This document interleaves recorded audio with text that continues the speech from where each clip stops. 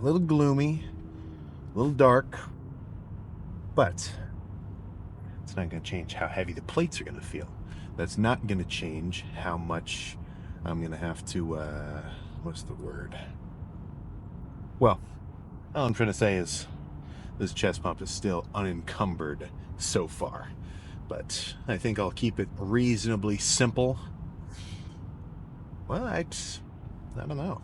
I kind of, when I'm dieting down, I think that's when I'm the most, like, experimental, probably isn't the right word, but like I'm more open to different styles of training, right? Because all I'm doing is maintaining the muscle that I've already built. Like I'm not building any new muscle here. I'm not building any new strength.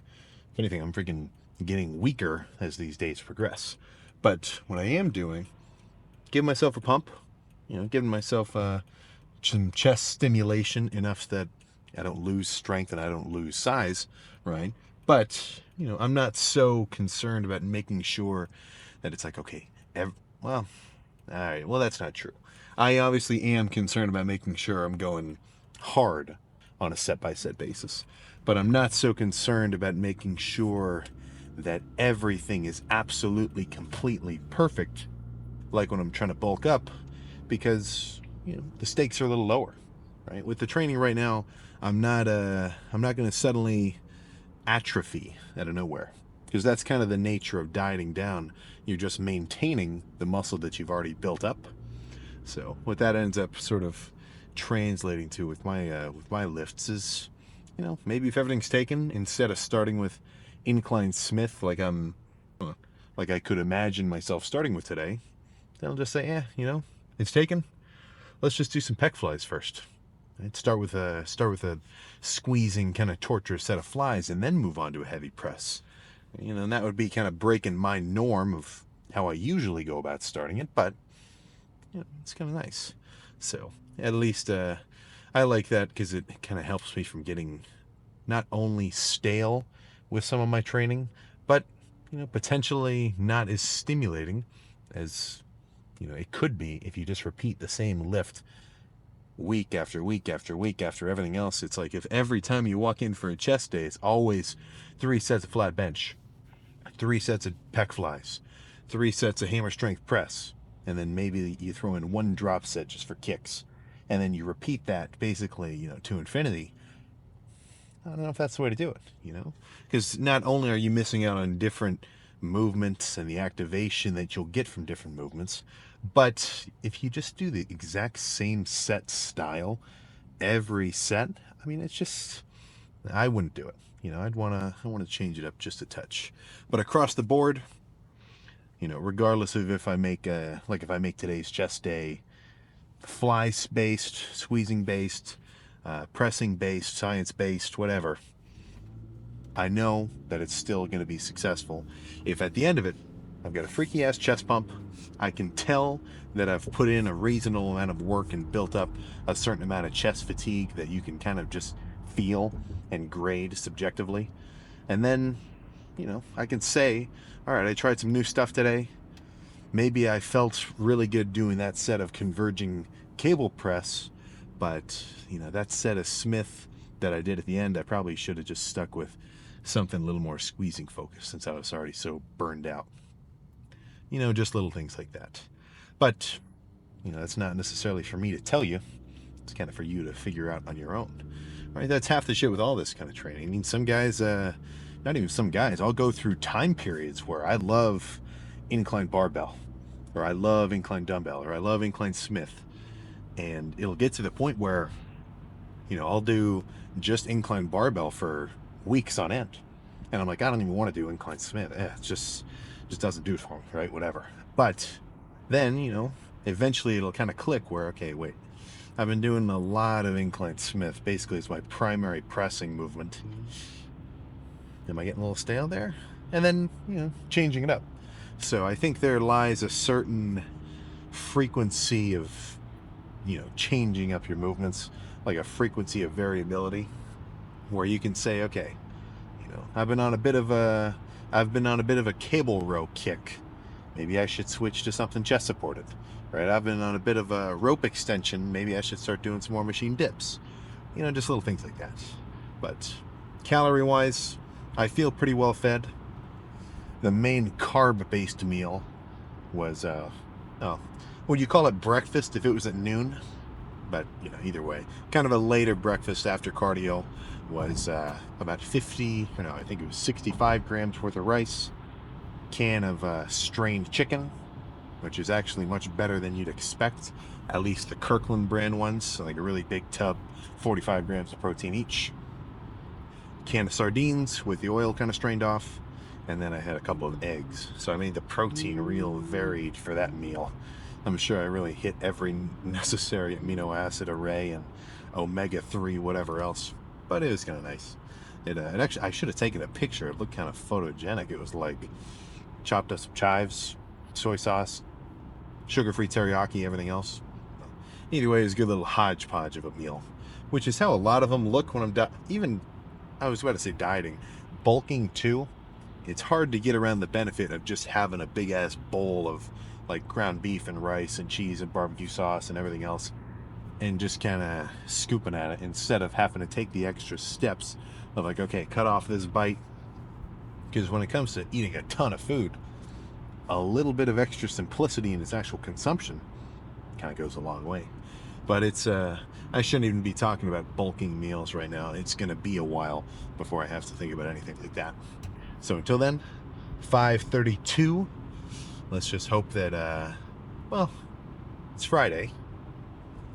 This gym has been a little bit more packed than usual the last couple of days, but usually Friday, Saturday, even Sunday, at least later in the day, you know, early evening, or I guess late evening, usually not so packed. So hopefully my estimate is correct and I get to bounce around and do a couple of supersets or anything else.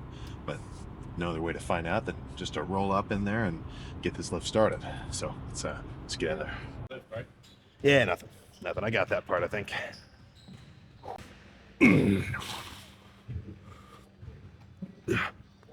Yeah.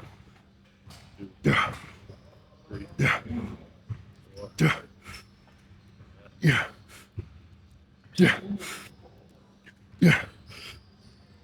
Yeah. Go. Yeah. Yeah. Push. Come on. Push. Yeah.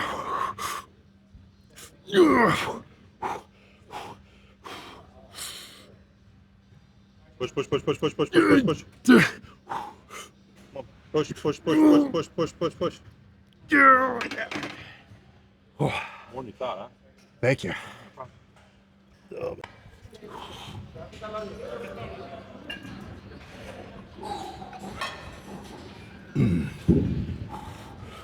Yeah.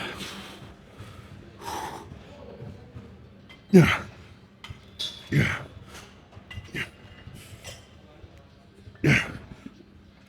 Yeah.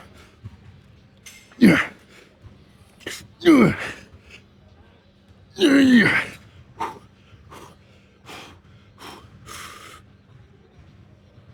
Yeah. Okay, now. Yeah. Okay. Oh, thank you. One more. Oh, okay. Yeah. Yeah.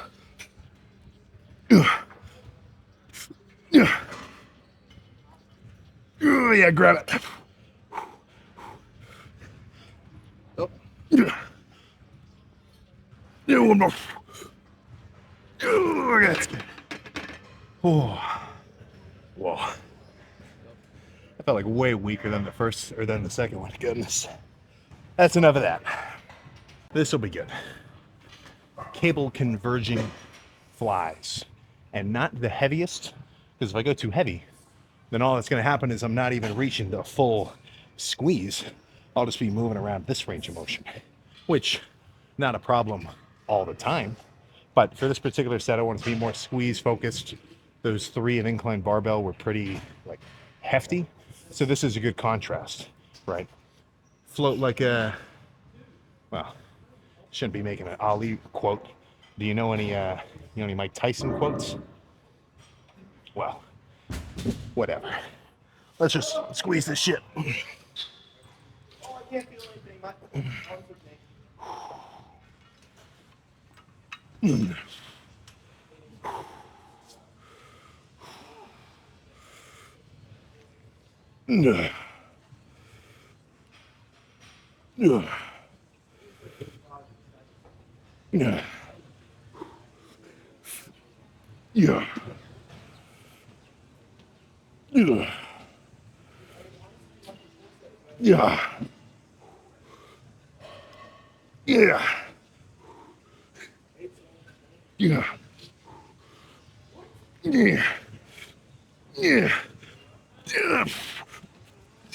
Okay.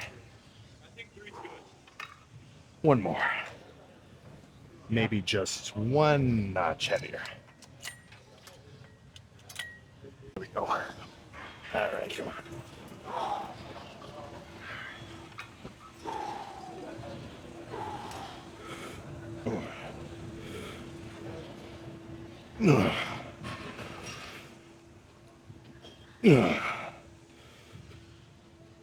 Yeah.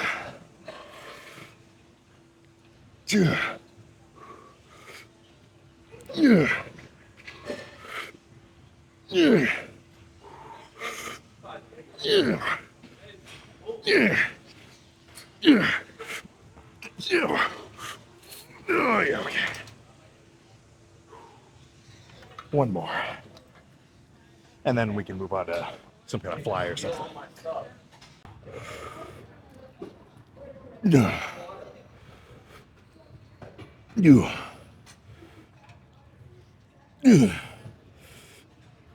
Yeah.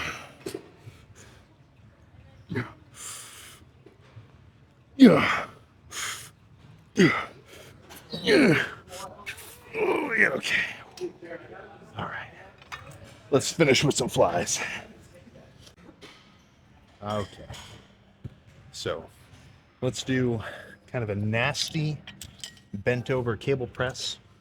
A little bit nastier than those sets of laying cable press were. And then we'll just go nuts. Yeah. Yeah.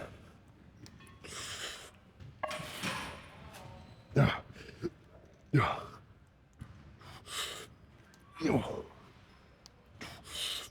Yeah. Yeah. Yeah. Yeah.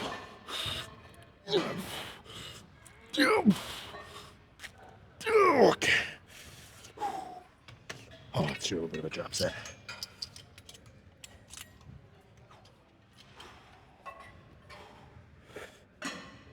Yeah. Yeah.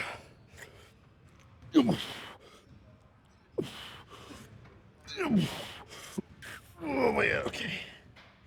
Oh. I might have to migrate to wider cables. Let me think about it for a second. I lied. But with this one, let's do it in a slightly different manner. Fly first, then pressing.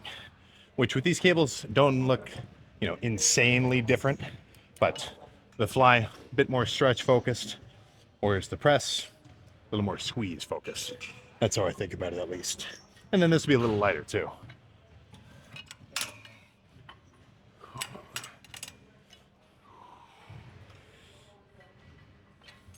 Yeah, one more.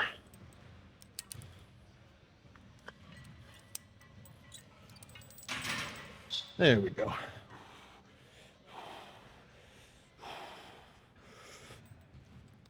Yeah.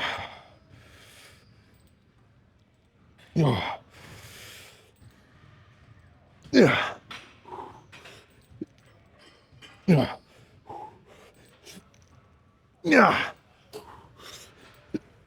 Yeah. Yeah. Okay.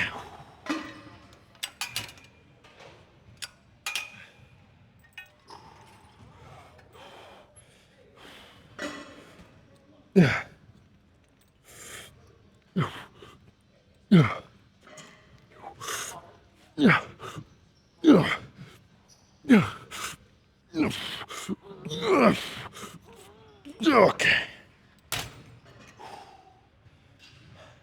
Let's find some mirror space. There we go. So here's what I'm thinking. I am thinking that I'm freaking pumped. Reasonably simple. But no, those sets of the cable flyer and the cable press, like those incline things, those I really liked. Like that's going to be a new, or not a new, like it kind of already is, but that's definitely another staple of these chest days. Just because it's so controlled, you know. I mean, I was definitely getting some front delt activation on those finisher sets of the bent over cable presses, which a little I'm not totally freaking about, but with some of the more like bruntish chest work, I don't need any of this firing. All I'm trying to do is get all of this going, and when I suck my shoulders back, that's all I get to feel. So that's cool for me. But let's run through a couple here.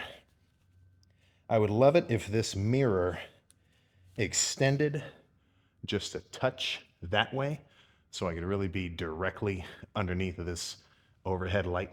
But this little angle will do just fine.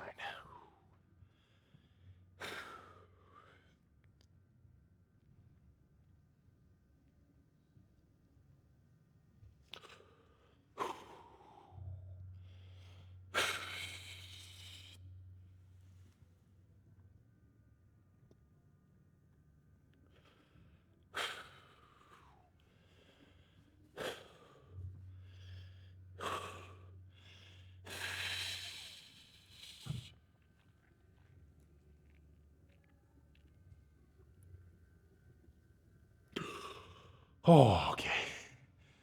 So, I think we're getting somewhere. No, it really is. It's just a waiting game of getting leaner and leaner and leaner over the coming weeks. But definitely feeling a touch more pumped than the last chest day. But I can tell I have a bit more food in my stomach than during that pose down, which kind of takes away from the, shoulder to waist ratio kind of aiming for. But either way, good lift. Let's get out of here. There we go. Now, I'll tell you something. Here. That lift was solid and was basically just as quick.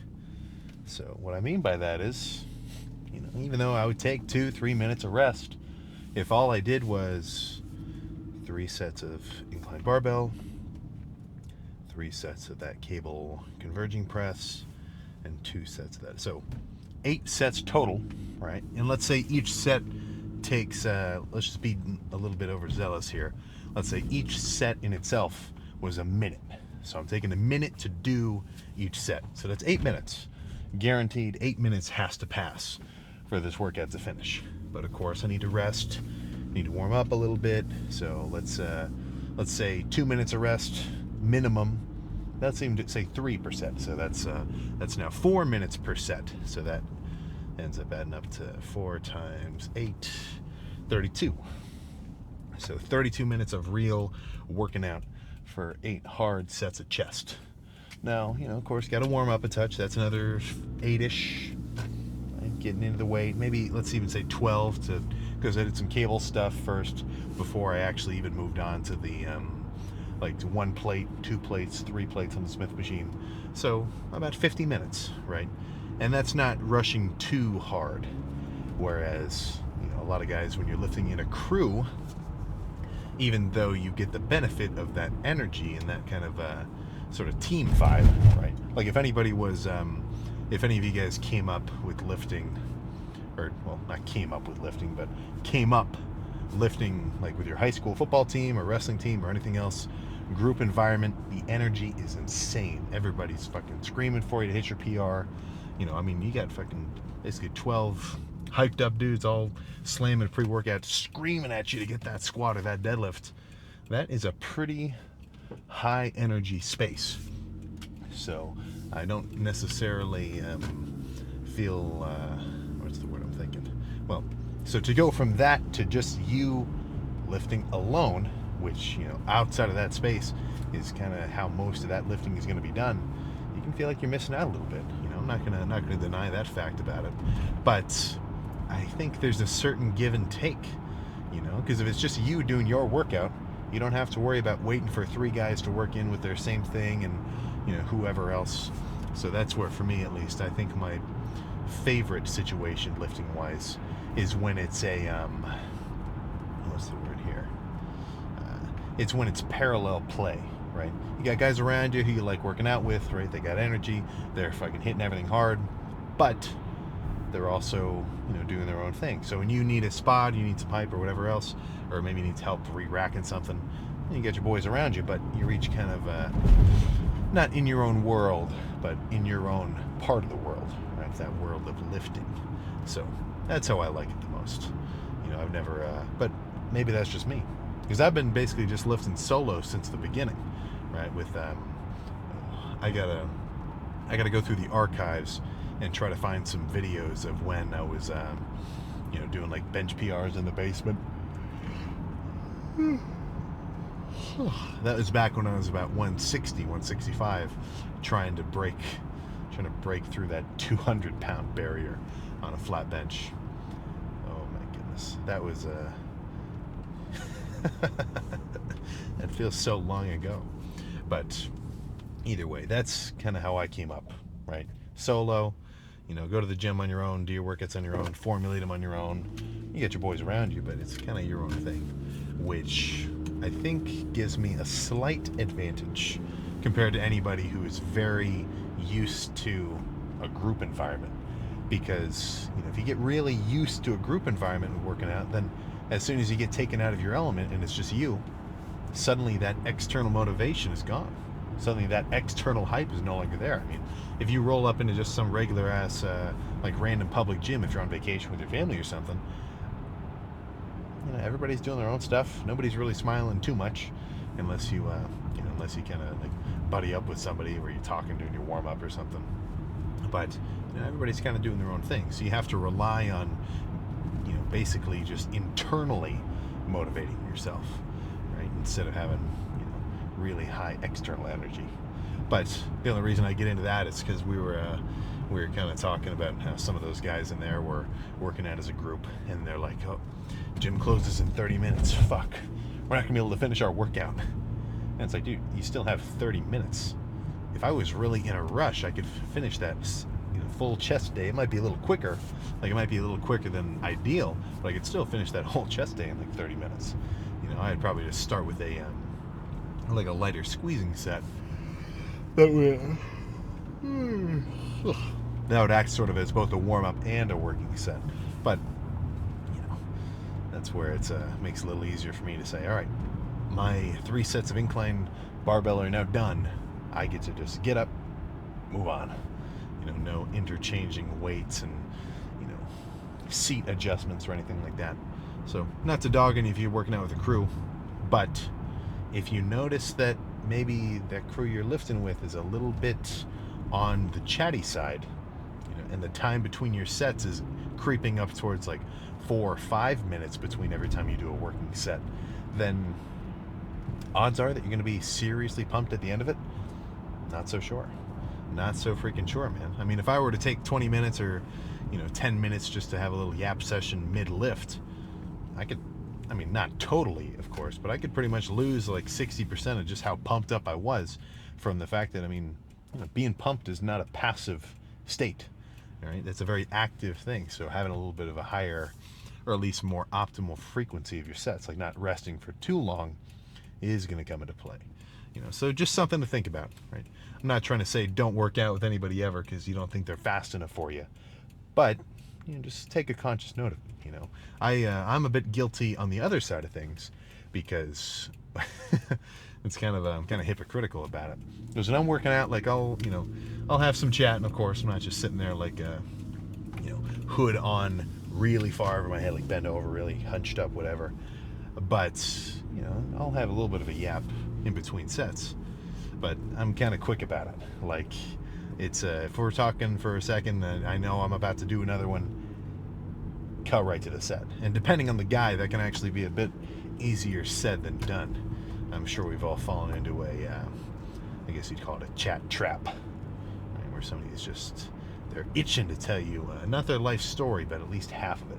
You know, you're just trying to, some of you know what I'm talking about, right? You've taken 5 steps backwards and you're half turned around, and you know the dude's still, you're holding on to the cable that you're about to do pushdowns on, and the guy's still, you know, going full throttle.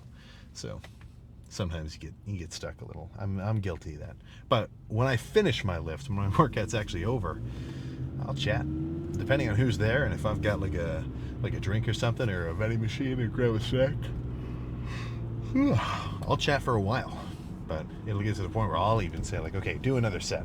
We've been talking for 2 minutes here. Come on, don't let me distract you, right? Because don't forget, priority number 1 is that lift. Now the chatting and the social part of it, that's not negligible, right? That's pretty fucking cool. But that's priority number 2, at least. Right? Work hard and play hard. Right? You don't say play hard first. I think that's a very important distinction. But chest done, felt reasonably veiny. Actually, I probably should have ran down to the posing room a little bit quicker from that last set. Yeah, sorry for the yawning. I'm sleepy. I've been waking up very good. I'm talking like 6 on the regular. So for it to be, well, I was talking there for a while. For it to be 8 o'clock now, man, it's almost freaking bedtime. But what was I about to say? Well, I don't remember. But oh yeah, no. So I was getting caught chatting just a touch between that last set and the pose down. I wonder how many. I guess you could think of your pump as a percentage, right? You're 50% bigger in your chest than you are unpumped. So I probably lost a couple percentages of just how pumped I was from taking a little bit long between an instant pose down. But even with a slightly less than complete pump, yeah, we're on track for something. Chest veins poking out, neck veins coming out. Yeah. So I think this is a very distinct change from the end of this last bulking phase, just over these first, what would that be, 6 weeks or so. So I anticipate the next 6 weeks will result in a pretty similar change, probably some more quad feathering, more veins all over the place, more striations, and then the 6 weeks after that, I don't know if I can even imagine it, because usually I only get maybe a couple percentage points leaner than I am right now in terms of body fat, and then that's my cue to say, okay, I'm lean enough, let's start bulking up again. I've reset my system, I'm ready to put some more mass on, let's get into it. Sorry, start prioritizing high calories. But I'm trying to take this dieting phase a few levels further. So no point really discussing exactly what that'll look like. It's really just a waiting game, and we'll end up seeing for ourselves. But at this current rate of pounds per week, which is kind of averaging about 1.5 or so, I think I'm more than on track. And I attribute basically 100% of that to making sure that I stick to my specific calorie limits per day and track them accordingly. You know, I cannot stress that enough. But either way, I got a back day tomorrow. I'm sure I'll have some kind of, I don't know if you've ever had this happen, where you dream that you did your cardio. Actually, yeah, yeah, I'm sure you guys are dreaming about doing your cardio. maybe this is more of a me thing, but sometimes I'll be dreaming that I woke up and I went to the gym and I sat on the seated bike, and then I wake up and I think for half a second I'm like, oh, I already did my cardio, I already came back to bed and I went back to sleep. Perfect. No, that is a freaking fairy tale, right?